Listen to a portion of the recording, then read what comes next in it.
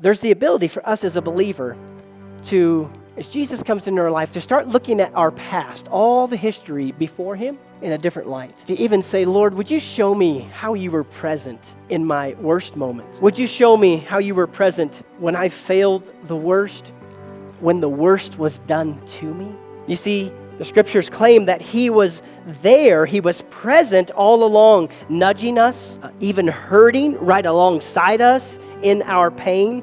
Jesus can step into a person's story, and then the whole thing takes on a whole new light, a whole new perspective. Everyone and everything from the Old Testament took on new meaning when he showed up, born of a virgin, lived the life he did, died the death he did, rose again from the grave. And the previous chapters, nobody really saw it playing out completely like it did. There's people who had glimpses, right? For those kind of movies when you watch something like The Village, sometimes there's little hints, you're like, something's off, or something's weird, or something's not quite right. Well, the Old Testament is like that. There's things that were like hints about this person who's coming, and this is going to happen, and this particular thing. But nobody had the hindsight bias that we have today to realize this is how it was going to play out. And the story that Jesus stepped into, it wasn't a safe story. It was a dangerous story. It was a painful story. Very much like one of the, most of the best books and movies and stories we have today, right? A lot of the best books and movies and stories we have today they're dangerous stories, they're painful stories. Why? Because they connect with our reality as humans on this planet. Jesus stepped into a world that was full of pain and suffering, tremendous evil, where people were treated unfairly and abused and unjustly, where people did damage to their own selves and damage to one another. And the reason why the story of Jesus is so prominent, it means so much to us, is because he stepped into the real world that we deal with. Just consider what took place when the Magi, the wise men, refused to go back and tell Herod that they had found the baby Jesus, the child Jesus. Matthew chapter 2 tells us Herod was furious when he realized that the wise men had outwitted him. They didn't go back to him. He sent soldiers to kill all the boys in and around Bethlehem who were 2 years old and under. Think about your own life. Think about any 2-year-olds you know. Based on the wise men report of the star's first appearance, Herod's brutal action fulfilled what God had spoken through the prophet Jeremiah. A cry was heard in Ramah, weeping and great mourning. Rachel weeps for her children, refusing to be comforted, for they are dead. Here's Matthew tying Jesus again to that story that came before him, showing that he entered into a broken story of the human race, of the whole human race. You know, the late great Voddie Baucham, he declared one time that he said, the concept of races is really not a biblical idea. Races, plural. He wasn't dismissing the fact that we have different backgrounds and different heritage and different, national experiences or even different levels of melanin in our skin, right? He's not denying any of that, but he says, listen, there is only one race. There has always been one race. There will always be one race, all descended from Noah, who was descended from Adam.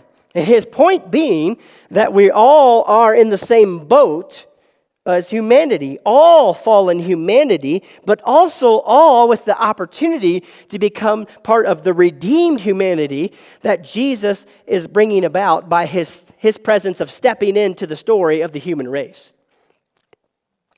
And when he steps into a fallen, broken, defeated, desperate human race.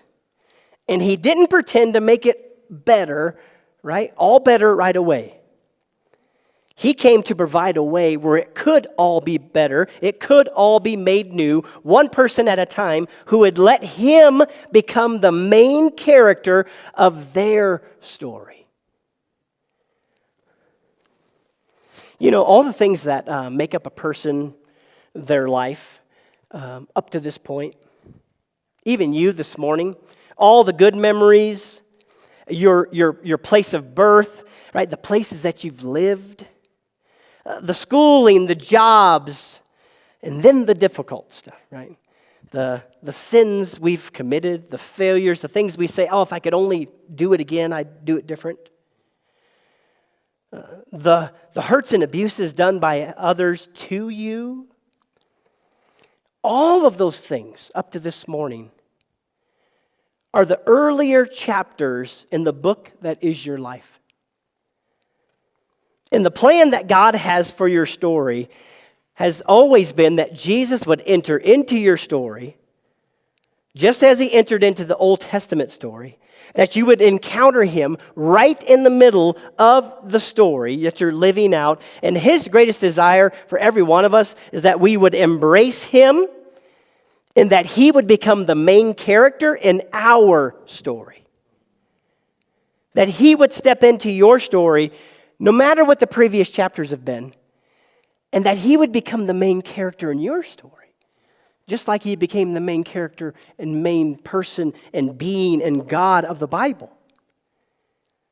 And when he comes into your story, there's a chance for all the earlier chapters to take on a whole new light.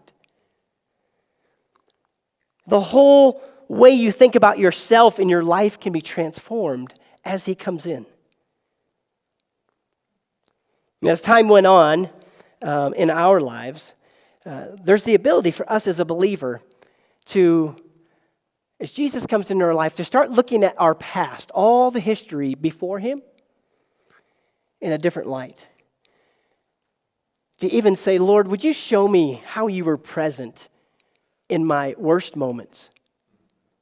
Would you show me how you were present when I failed the worst, when the worst was done to me? You see, the scriptures claim that he was there, he was present all along, nudging us, even hurting right alongside us in our pain. Jesus can step into a person's story, and then the whole thing takes on a whole new light, a whole new perspective.